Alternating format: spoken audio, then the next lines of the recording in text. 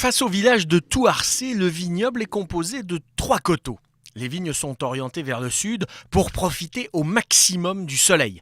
D'est en ouest, le Haut-Fleury, la montagne et les Melleresses, avec Beauregard et le Malabé, surplombent la rivière le Léon. Vu d'en face, depuis l'Arbalétrier, on embrasse toute leur étendue, 2,5 km de long sur 500 mètres de large. Leur pente forme un dénivelé important, jusqu'à parfois 40 à 50%. De 25 mètres à la hauteur du Léon, l'altitude grimpe à 100 mètres sur les points culminants, un demi-kilomètre plus loin. À pied, c'est du sport. Mais c'est aussi une balade qui permet de découvrir les sols qui donnent naissance à ces liquoreux de légende. Bonneau repose sur les contreforts du massif armoricain. Les sols sont composés essentiellement de schistes gréseux, parsemés de phtanite. Ces roches bleues veinées de quartz, c'est parfait pour l'épanouissement du cépage chenin.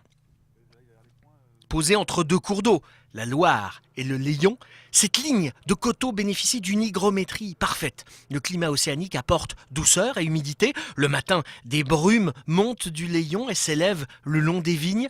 Le soleil de l'après-midi vient les sécher. Exposés plein sud, les coteaux emmagasinent la chaleur pour la restituer pendant la nuit. Et à l'automne, les vents d'est permettent une plus grande concentration en sucre des raisins. Ces conditions sont parfaites pour le développement du botrytis, ce champignon indispensable à la création des grands liquoreux.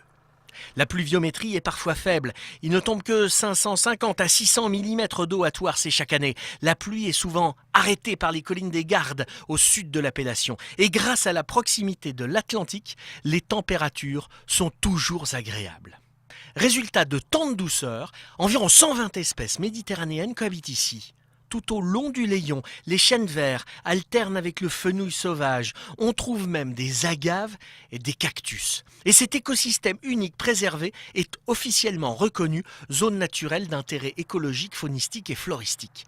Une richesse botanique à laquelle les vignerons contribuent activement en évitant au maximum les apports chimiques. Pas étonnant que leur vin soit si doré. Il reflète la couleur du soleil.